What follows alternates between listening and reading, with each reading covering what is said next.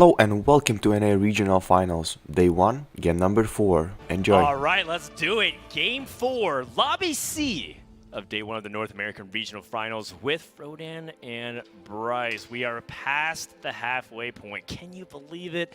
After just 3 more games, we're going to cut off a third of the field. 8 players will not be joining us for day number 2. Let's start things off with Rain Plusion, who is just on fire. Yeah, she is just on fire, and she's been doing it with style, playing different compositions and showing off her flexibility in TFT. Rain is someone that is a studier, like you said, participating in a lot of your VOD reviews, and someone that is very good at acquiring knowledge. It's our first chance at looking at duelist dexterity today. This is one of the strongest Mirage variants in the game. I would expect to see a lot more Deja played in this lobby than we saw in the last lobby, that's for sure. Yeah, and actually might feed into Rain Plusion's advantage. She does have tier, which means that you can go back into Lagoon. And part of the reason why Lagoon is well positioned in the meta is because a lot of units do clump, right? You talk about Seraphine Grave, they play Zeeks, they all want to stay within Protector's Vow range and Seraphine range. You're talking about Jade Soifin, they all want to stay around Jade statues. Lagoons really feast on that, but another X factor is Neela, and Neela can jump onto the Dejas in the back line very effectively, and it depends on your positioning. I want to give a shout out to Mean Mr. Keen, great author, used to work at Riot, also a competitive TFT player. He loves the Lagoon line, gave a lot of insight to anybody who's willing to hear about how Neela can swing these matchups against Deja and other important solo backliners. Yeah, and that's part of what makes Lagoon such a fun line to watch, is it is very skill expressive in both how you play out the game, but also how you position as you get to the late game. Zone angling can be another thing to keep your eye on. So Rain does have that blue buff available. A few options immediately jumping out, but the Jeweled Lotus was sticking out to me. How about you, Dan? Yeah, Jeweled Lotus when you have a glove already just to work with. Now that's assuming she feels like that is something she wants to go into. Rain could also just say, hey, base camp is just such an absurdly strong augment. I have a tier. I love appeasing Twitch chat, who loves Lilia reroll. They have an odd fascination for anybody who does not know, and I encourage you to not explore that any further. Don't know. If you don't know, and yeah, we already told you everything you need to know. Or she can even go for option 3, which is to put it all on the line and go rich, get richer, and try to go for a heavy economy start. I don't think she's that risk. She doesn't want to take that kind of risk, though. She goes for the Jeweled Lotus, and she immediately finds the Kaisa in the shop, which takes us from a good opening into a great opening, because she can now slam that blue buff right away, get those Lagoon stacks going early, as well as being able to preserve a lot of HP, because it's such a valuable item on Kaisa from a DPS perspective. All things are coming up Rain today. You love to see it. Going up against, a friend, a study group member. Sometimes they kind of practice together, and even somewhat of a mentor. I feel like Asa and Rain have a connection in this sense, because Rain used to be in Asa's chat all the time and has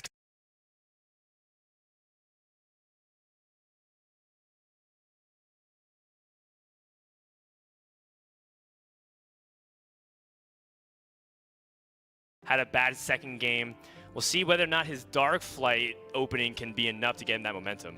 Yeah, and Bertosaurus is showing off flexibility in the Dark Flight opening as well. Bertosaurus has a static Shiv that he's choosing to sacrifice, which is a really interesting iteration. He's going to get a lot of extra value already from having that static Shiv onto the Aphelios as well as onto the Rengar and the Rel. So showing that, hey, yes, there are items that you ultimately want to sacrifice when playing Dark Flight if you're going into that line, but that doesn't mean you can't just sacrifice a static Shiv and make use of the Dark Flight as a transitional board.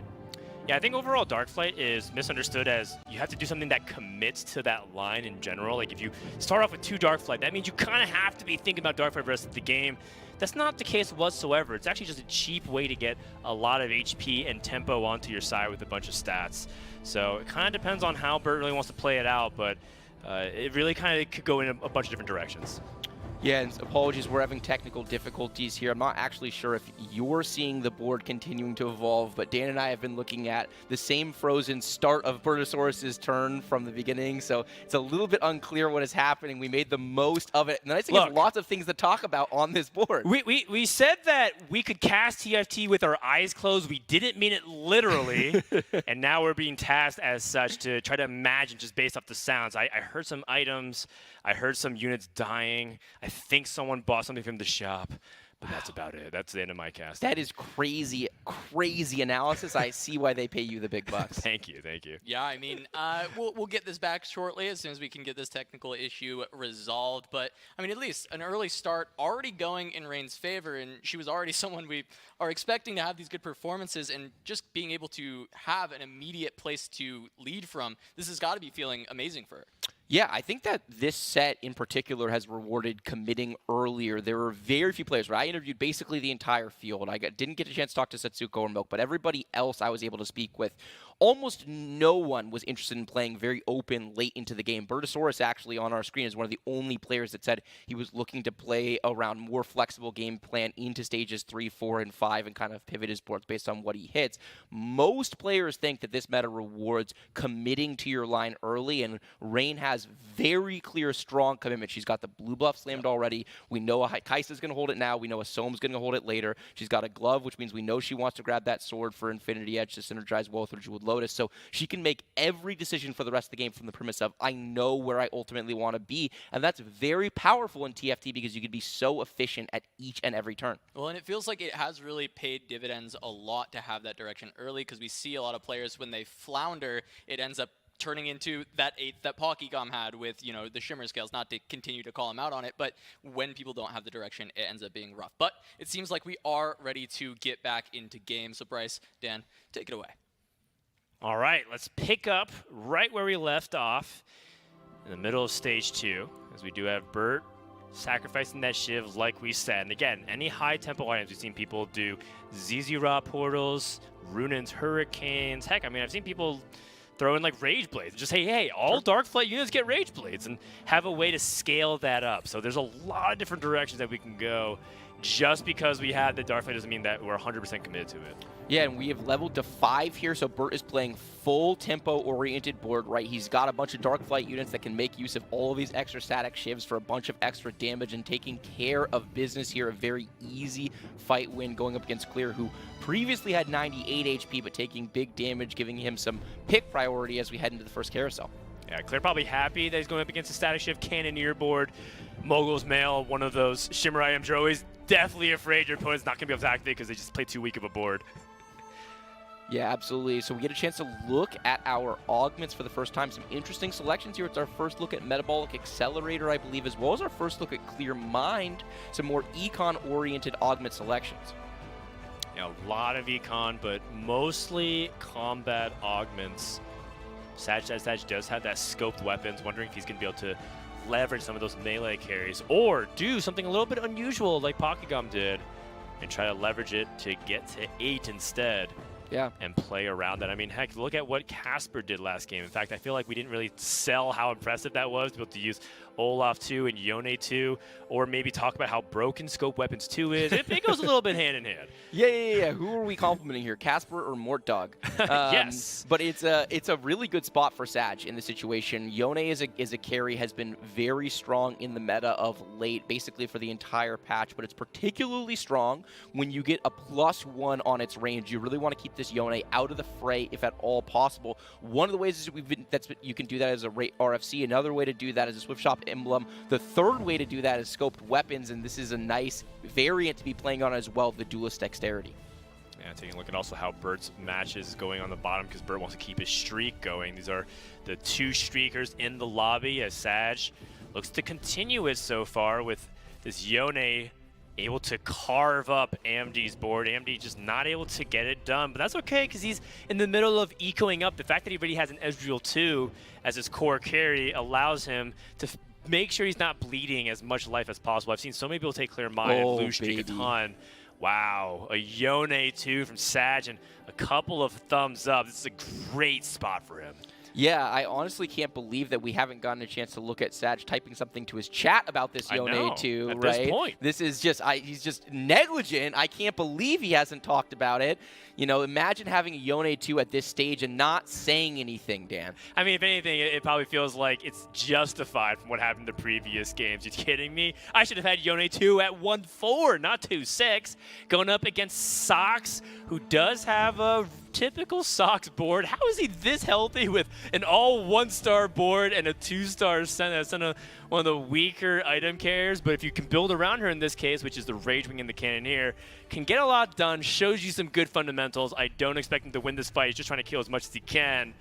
Ends up only getting one because Sag is just that strong. And, you know, maybe a blessing in disguise. We don't know how strong Burt was. Sometimes you just say, instead of wanting to be the lone streaker, you're okay with streaking because you got a free win. Yeah, it depends a lot on your relative board power level. I think Sag wins that, and so in that situation, he would prefer to play Burt, but sometimes it's better safe than sorry in these situations. Just take your win streak and move on. On the other side of things, we've got Goobums, who clearly full committed to his loss streak, was only playing 3 units in that last round. Actually not a bad spot to be. 70 HP is not terrible for being full loss streak, has maintained a meaningful amount of economy, and also has already put in a little bit of gold to level. So he's our apparently lone loss streaker all the way at the bottom with our 2 win streakers, Sag and Bertosaurus. Yeah, and I mean, Sox also, it should be much lower because he had the metabolic accelerator, right? That's why he's been able to preserve so much HP. So probably explains a little bit of why some people have more HP, because it felt like a lot of people were open to losing. And Goobums does end up picking up a couple more important components, but, you know, unfortunately did not get a position to optimize Mogul's Mail. I've been told so many times by players like Asa that they can get Mogul's Mail every time. Do you believe that, Bryce? I mean, I believe that Asa believes that. How about that? Yes, thank you. Right? And I'm sure he's done it at one point or another. Oh my! Hold the presses. That's an early Itis at 3-1, getting access to 5 Shimmer scale. And it's a Gambler's Blade, which is fantastic because he had a defensive item in the form of the Mogul's Mail, but now he has an item that can combine with his existing bow, right? How do you utilize these bow item set with that Gambler's Blade? He has a lot of options at his disposal. Goobums just hit the jackpot. Yeah, the jackpot is right. That's the exact unit you would love to see in this spot, both because it is really strong for the Shimmer line that he's already playing, and because it's going to stall him infinite to make use of this Gambler's Blade. So this is just so high roll for Goobums in this spot. It is such a big turnaround for this game. It's the exact unit that he needed going up against Sag, who has a win streak still preserved, was able to slam a couple of tank items, but still just that bow onto the Yone. The Yone is taking a little bit of chip damage here from the Leona plus the Nasus. The Nasus is now dead. The Volibear damage could come through as well. Is this Yone going to be able to survive long enough to put out the DPS? It is not. It is now down, but you do have an Olaf in the back line that is more damage. This is such a close fight as we head into overtime. This Volibear is also farming infinite gold for Goobums. Goobums gets a fight win, and I think it was 5 gold farmed over the course of that fight. That is ridiculous. Oh my gosh. This is a really interesting spot for Goobums. He could theoretically snap the Guardian Crown. He's at 3 Guardians, which would put him in a spot to play multiple Guardians. But also, he has the Shimmer, he has the Jax. He goes 7 Shimmer. That gives +2 items. It's Diamond Hands or Determined Investor with Goldmancer, so he is rewarded. And Goobums is in a really unique spot. He finds a Xayah as well to top it all off. This is an embarrassment of riches for Goobums, and he did end up winning that last fight, so he can now commit to winning. An excellent spot indeed. Yeah, and meanwhile, Bertosaurus, who we've been consistently pulling up, who's the only player that's maintained a win streak, he has a ridiculously early Swain here, choosing to roll down and actually commit to that Dark Flight line. I didn't think he was going to go there because he slammed that early Static Shiv, but he's able to get a Cannoneer crown here, so he's going to be able to play around Dark Flight Essence, and having that Swain already makes that decision for him. Really smart, too, by Goobums, you know, in relation to Burt, knows that the possibility that Rengar might be in the lobby. The Shimmer crown also gives a Titan's result, so he can put it onto his Xayah. Not that he planned on having Xayah immediately in his shop afterwards, but it's funny when it lines up that way. It is funny when it lines up that way, or it's just a player difference, you know. Read the heart of the cards, Dan. The heart of the cards. I'm just not a believer. If you believe enough, Mortdog will always have your back. If you are low rolling, that is on you. You heard it here first. That's right. That's right. I think I see a Jewel Gauntlet on that Swain, which is kind of an unusual choice of tech. And again, I'm not entirely sure if Burt wants to hard commit to that Swain in particular. But speaking of committing to the things of the Dark Flight, we see Namzi, a Cannoneer Namzi, kind of a forgotten variation of Namzi, but has slowly but surely made her way back into the meta to the point where I think in other regions you might see Candy or Namzi play more than Mage Namzi. Yeah, it is really, really strong. It's a great tempo-oriented line. It can perform so well at this stage of the game, and Asa is showing off the power of that research. He's one of the widest players in the field for exactly this reason. He does pay attention to the other regions. He does know that Namzi Cannoneer is really strong to play around, and you know what? Maybe he'll even be rewarded with a Soul Siphon final augment, and we can see the sacrifice version of Namzi, which could be really fun. That's some dark, dark tech. Yeah. By the way, going up against Sag, who has picked up where he left off, which is kind of getting the streak going. Although this Namzi makes it so close! The fireball almost able to finish it off, but every single last bit of stat mattered. That's okay. It's a good loss for Asa. Perfect loss. Going back to Sag, I mean, kind of one of those things, too, where yes, he didn't level to 6 at 3-1 Preserver Streak, but he has so many Yones, and he's committing to it. I still think he's in a really good position to do well this game. Yeah, he is in a very good position to do well the same. He gets the Featherweights 3, which is so good from his position. There's also a great carousel here for him, and he probably wants a Rod to be able to complete that Rage Blade on his Yone. There are 3 of them. Is he going to be able to get this one? He is not. Bertosaurus is going to take it from him. That you hate to see it. And by the way, Clear, with Think Fast, we will have to go and check out that board to see what he was thinking fast about. Yeah, that's exactly what I wanted to point out. I read my mind. I want to see what Clear is playing around with that Think Fast. Also, Rainplosion took Featherweights 3, by the way, on top of her Jewel Lotus. Really interesting given her spot. Probably thinking more towards Kaisa reroll as opposed to going for straight up Lagoon Soam Mages. We're on Sox, who's rolling down for this Deja, keeping himself generic. What set is this? Hodgepodge Giant Slayer? This feels like a set 4 build back when Hand of Justice was unbelievably overpowered. But you can see that what he's trying to build around, which is the Age of Dragons. If you have 3 dragons or more, you're able to send out Fireball, dealing big amounts of magic damage. But he's playing like Swain 1, Deja 1, and Shio Yu 1. Is this actually good enough, Bryce? I cannot say that I am a knower as it relates to this line. I have not had a lot of opportunity to play Age of Dragons, certainly not rolling around it tempo-oriented on level 7. It's an augment that I've seen find a lot of success for people who are already ahead, capping out their dragon boards at 8 or 9. But you know what? If anyone can do it, it is peak form Sox. We see him hit a zippy 2 here. That's a big upgrade over that Swain, so that's a meaningful spike for his board. We also got a chance to take a little peek at Clear in the lower right-hand corner, and it was Seraphine Graves that he chose to go for. I saw Graves 1. I saw some upgrades, essentially 2 stars across the board on the core units, but nothing crazy jumped out at me. The theory makes sense for Sox's board if you think about it a little bit more. If Age of Dragons scales off of attack speed, he's playing the Duelist Mirage, this would be a variation of Mirage to actually play Age of Dragons. And theoretically, it could scale, and hey, it's a Prismatic lobby, maybe another Prismatic option to go into Dragon Soul or other really powerful combinations. I like the idea that Sox has, and I think this has a lot of potential. Not to mention, this one time I did pick Age of Dragons and sent Bryce to bot 4 in ladder. He remembers it very well. He doesn't want to bring it up because he'd be embarrassed to. Yeah, I have amnesia about that. I'm pretty sure Dan has never beat me in any game of TFT, so I'm not entirely sure what he's talking about there. But I do know Sox was able to take care of business against his friend and study partner Asa in this fight. A very close fight win for Sox. We hop on board and take a quick look at Omdi losing his second fight to Clear. Okay, we get a chance to take a breath here. Yeah, 4th fight. Thank you very much. So we have Omdi, who is extremely rich because of the Clear Mind. AMD, who is playing around this dragon-oriented composition, we assume is going to be able to go to level 8 on 4-2 and try to stabilize some great items on this Ezreal, especially if he's able to find an Asol, the single strongest dragon carry in the game right now. Yeah, it feels similar to like an Asol or Bust. I'm actually very surprised he's picking up these champions in the orbs. Feels like a little lapse of judgment because he does have Clear Mind. He has to sell it anyways, and he's already at maximum gold.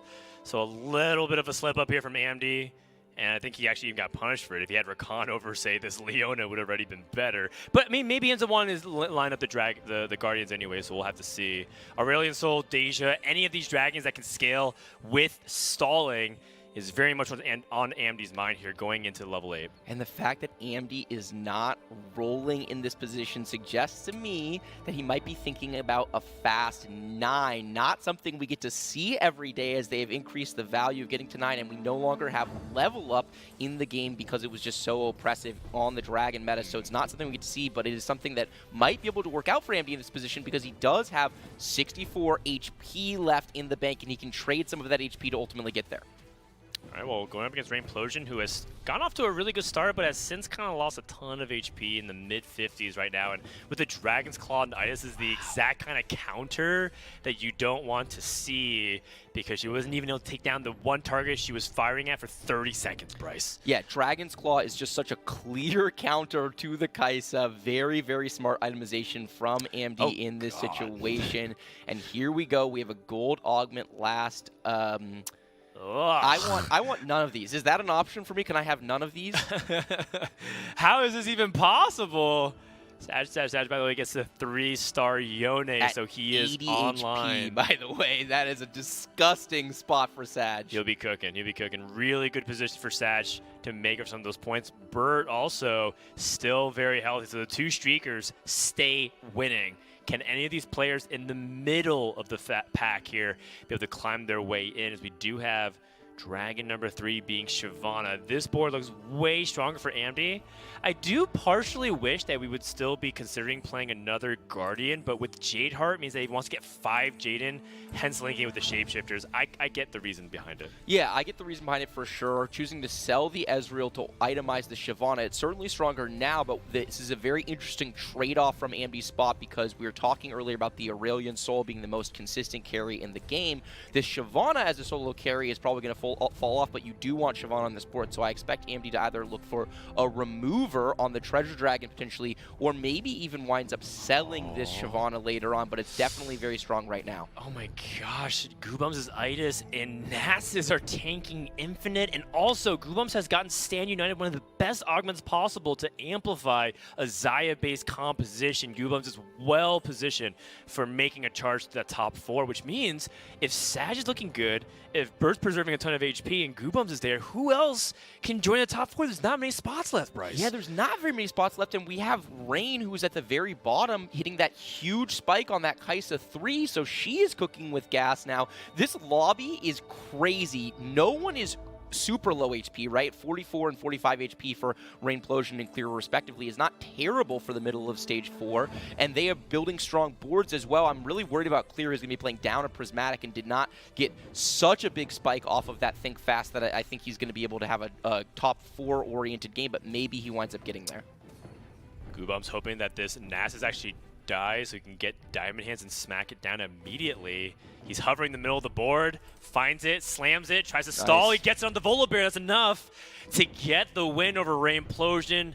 Good heads-up play from Goobums. He is looking locked in today, Bryce. Yeah, he really is, and locked in Goobums is scary. One of the best players North America has ever seen in TFT, probably the strongest performer at last year's Regionals and World Championships.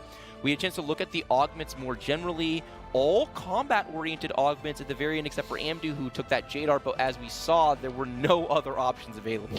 Yeah, at least not preferable ones. I guess you could argue is go with weapons if you really want to, but not great. Taking a look at the spot that Bert's in, his spot is so unusual, having things like Big Friend and the Cannoneer Crown, but it looks like he was leaning more towards Dark Flight.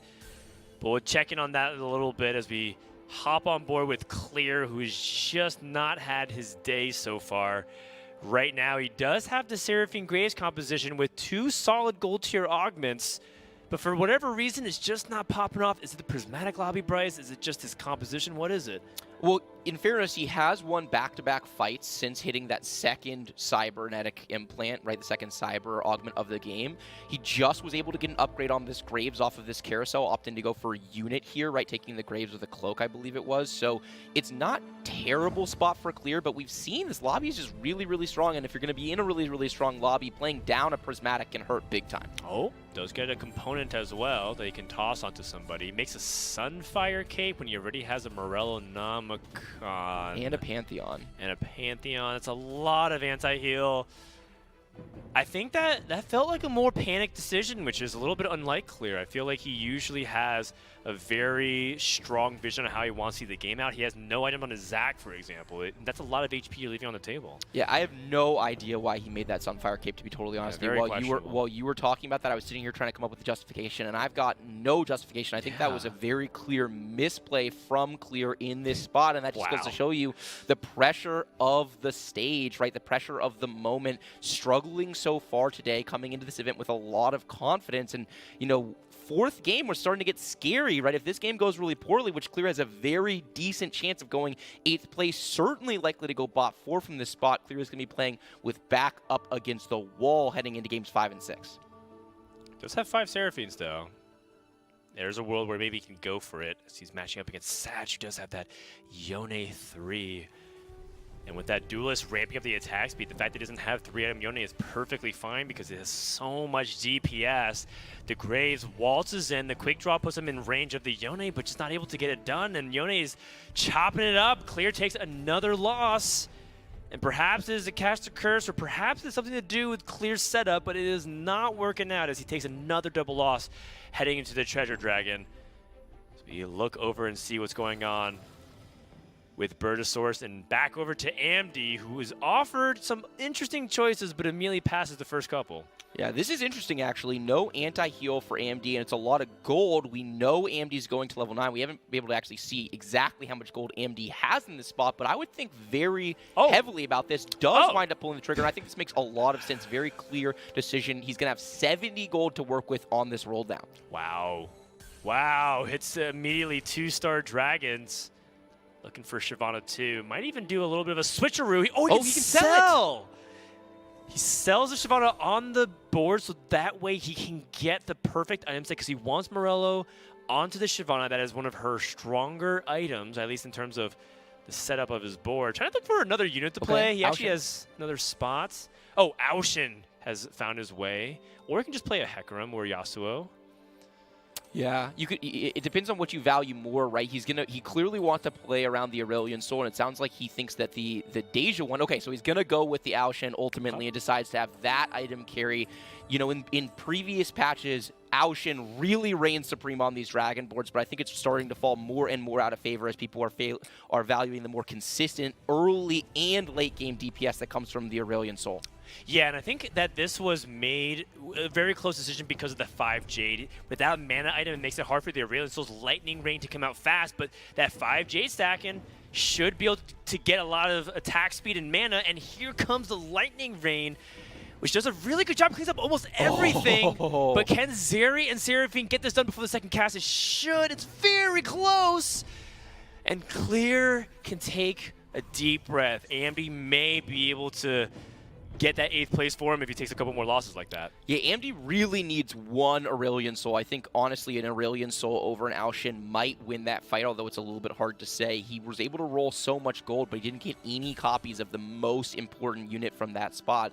Meanwhile, we're looking over at Sox's board, someone who's also playing dragons, but from level 7, so he's way behind the curve tempo-wise. I can't believe he's still at level 7, man. That means this game has gone disastrously.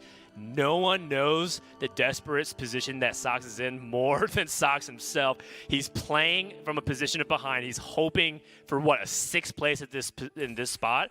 Go up against Bird, who does have that Swain too, and a Dragon's Claw. So that's going to make it really tanky. And when it comes down to it, Bird also has scaling. He's playing the Archangels, carry Swain, that the longer the fight goes, the Dark Essence all comes and feeds him. Swain's going to be very difficult to deal with. And it comes down to whether or not Sox can actually kill off the Swain fast enough. It's a 3v1. The Swain gets another Decree out to heal up with almost full.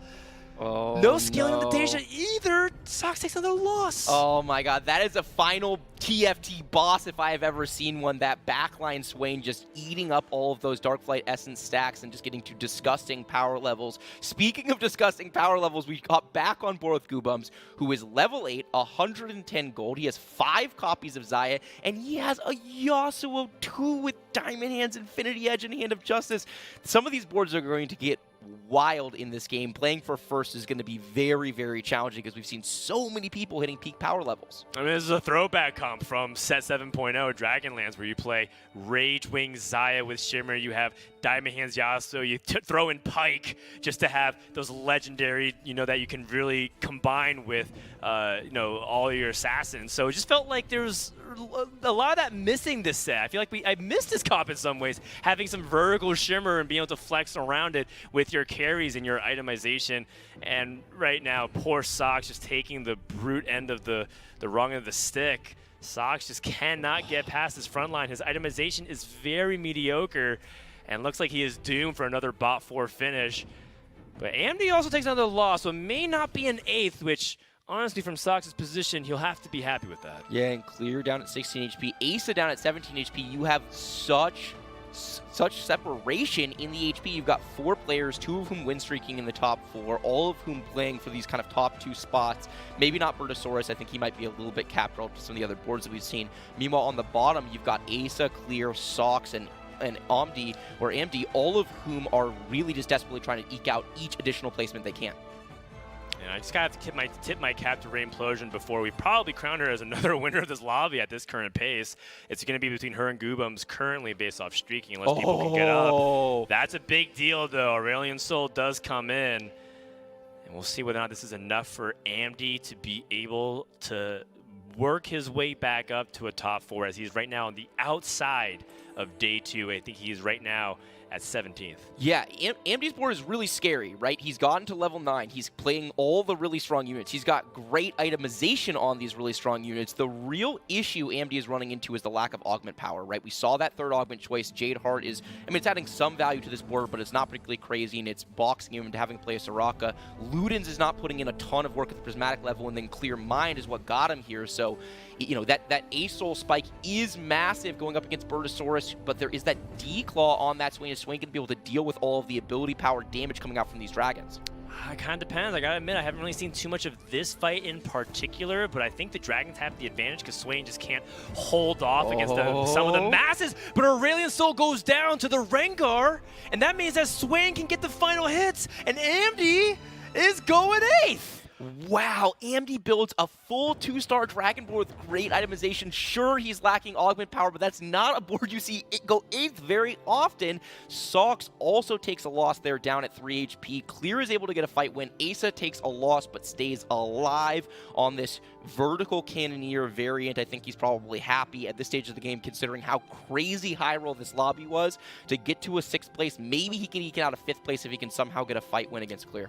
Yeah, his spot is just not that strong. You can see that at level 8. He doesn't even have Graves 2. Graves is a contested unit. You have Clear playing in Seraphine Graves. You have Bertosaurus picking it up for his Dark Flight comp. Going up against Rainplosion, who did take a loss, what looks like to be Goobums. We'll see if she can continue to pick it up. She's going for more of a support Kai'Sa for the 3rd item, having Gunblade, so trying to stall out and win the fight that way. Doing a great job in pressuring, and it looks like this is the end of Asa. The student has become the master. Very, very nice. Another great game from Rainplosion here, showing off her versatility, playing different compositions, different styles throughout the day. It has been beautiful to watch as she likely cruises to another top 4. Clear takes a fight loss, and it's just really hard for me to envision looking at this board also playing it down at Prismatic because of the Think Fast. Even with the other 2 augments being so outstanding, with the power level we've seen, it's hard to envision Clear winning multiple fights and finding his way into the top 4 from here. It's a pretty good 5th, to be quite frank. I think Clear was easily in a position. Look at AMD's board. Look at what had to go wrong for Sox to go 7th. I think Clear may have gotten away with this one with the 5th place. So we talked about who would be joining Rain, Bert, and Goobums into the top 4, or rather Sag. It turns out it's Bertosaurus with his really cool board. And we'll see whether or not Satch can play with extra credit here, because he has top 4 guaranteed. But one of the problems with his Yone board is that sometimes struggles to deal with cap boards. Speaking of cap boards, Goobums hits Shyvana 2, Clear hits Seraphine 3, And Goobums hit Zoe too. Things are heating up as we go into stage 6. This lobby is completely insane. You have Sag with a board that theoretically could be playing for top 1, but I just don't know how he caps it out from here. I'm really excited to see him play this level 9 because this is just not an easy setup. He does have a decent matchup into the Swain, I would have to believe, because the damage, the thing that Swain was doing so well is dealing with all these purely AP-based boards that were kind of doing slow amounts of damage over the course of the fight. But look at this Yone just ramping up that damage. The Gunblade also keeping the other units alive, so it's a nice fight. Although the Graves in the middle of the fight. Did I speak too soon? No, I did not. Able to get a win, but it is against a Ghost. So is it possible this win is fake? It is possible, as Goobums ends up eliminating Clear. Burt deals damage to Rain. So it theoretically could be hinting towards who are our top players in this lobby. A Pantheon 2 is a nice hit for Sag. Does want to find the replacement for this Wukong with a Yasuo. That is not the 4th warrior that you are looking for. And also if you can find a way to even potentially pick up, you know, this Bard, or even find ways to potentially make a run at Olaf 3. That is some of the ways that Sag can think about cracking top 2. Otherwise, you might just be happy with bleeding out to a 3rd. Yeah, that's absolutely the case. Does potentially have a decent matchup against Bertosaurus. That Dragon Claw itemization from Burt has just been so strong and so smart. The frontline Kaisa, it's going to get those early deeps off with the Gunblade. It's going to be able to stay alive, but it's just taking immediate aggro from the Yone. This is such a huge miscalculation from Rain. I don't know why she thought that her Kaisa would be able to stand toe-to-toe with the Yone, but it wasn't even close, Dan. What happened there? When it's 4 players remaining, you know exactly who your next matchup is. Look, Rain's been playing lights out, but more moments like that, and then she starts having bad variants, you know, come her way. That's not a good recipe for success. That being said, Rain's at level 9. She hit Seraphine 2, and it could have been just a momentary lapse of judgment. Maybe she thought Sag would switch sides. But we have some bigger power-ups. Rengar 3 comes into the equation here. Yasuo 2, Goobums cementing his board position further. It looks like it's Goobums' world and everyone else is living in it. Can players like Bertosaurus find a way to get an edge as he's matching up against Sag, and this time is for real? Yeah, this time it is for real. The Rengar 3 could make a big difference in this fight. There's also a Pantheon upgrade we have to deal with. We'll have to see if the Yone is going to be able to get onto the Swain as early as it did in the last fight, because the Swain died really, really early in that fight, and I think it was the fight difference. Okay, well, the Bard able to get the Tempered Fate and lock everything down. And I just don't think the Swain has the time to scale before all the units just wail away. Just a little bit too much damage, and Burt just not having enough backline access to kill some of these support units. Ends up taking big damage. And all of a sudden, you know, kind of the situation where I said Sag might be trying to figure out a way to bleed a 3rd, but gets 2 very convincing wins against some of his opponents, may have that top 2 locked down. Yeah, that HP gap almost certainly guarantees a top 2, given the way the matchmaking is going to work from here. And we're seeing the rock, paper, scissors dynamic of TFT really come to the fore, right? We see Rain struggle with certain matchups, but has a decisive fight win against Goobums. We've seen Goobums dominate the other boards. We've also seen Sag struggle with some fights potentially, but do really well into this Swain matchup. And Burt, we talked about earlier that maybe this line was just going to get outscaled, and it definitely feels like that's the direction we're heading. It's a very creative and clever game from Burt from basically from start to finish, but I think that if he can find his way into a 3rd place here and beat Rain, he'll be really happy. This Rain matchup is potentially very favorable. We talked earlier about that Dragon Claw on Ambi's Itis. We have a Dragon Claw on Burt's Swain. Is that going to be enough to deal with this Kaisa? Maybe, maybe not. I think it has a lot to do with positioning, and this is another frontline Kaisa and the Zephyr onto the Graves, which may or may not work out depending on how all of the fight ends up being able to distribute the damage. Graves immediately dies, though. And now we have Kaisa focusing down the Swain, and the positioning this time for Rain is going to work out. Yasuo with the sweeping blade execute. Bertosaurus takes uncontested 4th place. A fantastic top 3, and that is a recovery that you want to see out of Rainplosion. Yeah, absolutely. Really, really nice top 3 from Rain, who was struggling to hit her Kaisas early, but stayed stable, held the line, ultimately hit. And it's notable that on the other fight, Goobums versus Sag, Goobums takes a fight win. Goobums is also going for an Itis 3. We can see him out of gold at the bottom. He's got 7, actually he has 8 copies of both Itis, and he's got 8 copies of Xayah. He's also got an extra Yasuo 2 on the bench, and there's a Bard 2 on the bench. This man is playing Shimmer, and all of his gold is on his bench. Yeah, I mean, that's kind of the old classic way you play that Shimmer. Oh, the Zephyr on the Yone. Rain Implosion's been lights out, targeting these big damage carries to try and stall out the fight. And Yasuo goes a big sweeping blade. Look at the heal from the Gunblade. And Yasuo is able to clutch it just long enough for Kai'Sa to come in. And that Tidal Surge able to deal huge damage. Sag did have that HP lead. Goobum's also lost as well. Who did he lose to?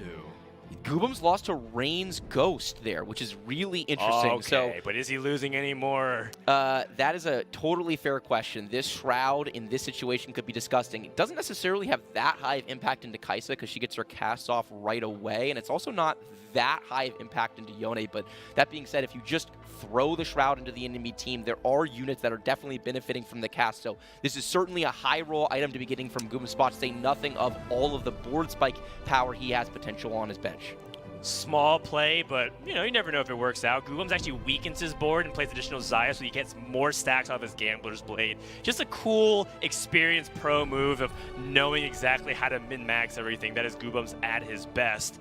As we see the inevitable 3-star unit, there's no way he misses on 50 gold. Surely, Mortdog, surely there is no way he misses both this Itis and this Xayah. Uncontested units, no one's really playing it.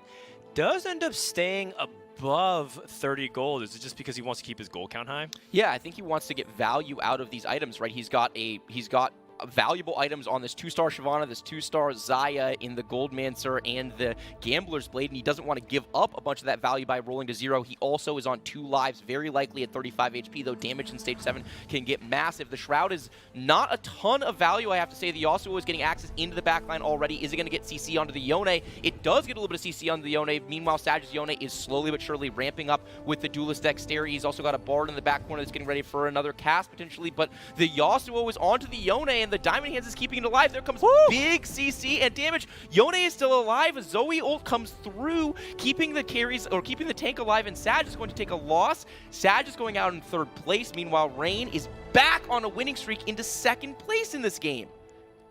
That is an impressive 2nd place from Rain, but I think that might be all she wrote, unless, I don't know how Goobums is missing so consistently. It's not like Rain is holding Diamond. There we go. Xayah 3 recently buffed. And I think this should be enough. And you did mention that there are some X factors here, the Shrouds, the Zephyrs, the positioning. Can Rain find a way? Is she going to frontline once more to try to get the Kai'Sa within range of the Xayah? Yeah, let's see how the last second positioning pulls off. It looks like that Zephyr is going to land from range. She's been so clean on this micro that Xayah 3 is not going to be able to play the game for the first 8 seconds of this fight. She's also opted to frontline her Kai'Sa again, taking a little bit of damage and getting that DPS off. The Yasuo for Goobums in the middle of the fight, getting big CC. Rain's Yasuo also getting big CC back. Here comes the Xayah 3. It is on the board and is slowly but surely ramping up. We have a Kai'Sa 3 and a Xayah 3. The damage is coming out for Goobums, and I just don't think this guy's going to be enough. But way! Is there any world? There is a world. Goobums takes a loss here, and it looks like we might need to hit this Itis 3 to stall long enough, or maybe it's just a Zephyr diff. Yeah, it's a Zephyr diff and a half I've ever seen one. Itis 3 has now entered the chat, as if Rain couldn't have it any harder this game, having to clear so many hurdles in order to even get to the doorstep of her 3rd first place today. But needs to make sure that she can land that Zephyr. Is there any way she can move it? Is there ways that Goobums can dodge it? Bryce has been talking about how Goobums' position has been immaculate, but for one fight, it looked like it could falter. A switch at the last second to A2. Is that enough? Did we get the Zephyr? We missed. Instead, we got into the Itis instead, so that way we can stall the Kai'Sa. And here we go, the fight. Dragon's Descent lands onto the big clump. Kai'Sa is not getting touched, though. But there's just so much HP and shielding from this Itis. I just don't think Kai'Sa can cut through it all. Thanks for playing. See ya next time. Goobums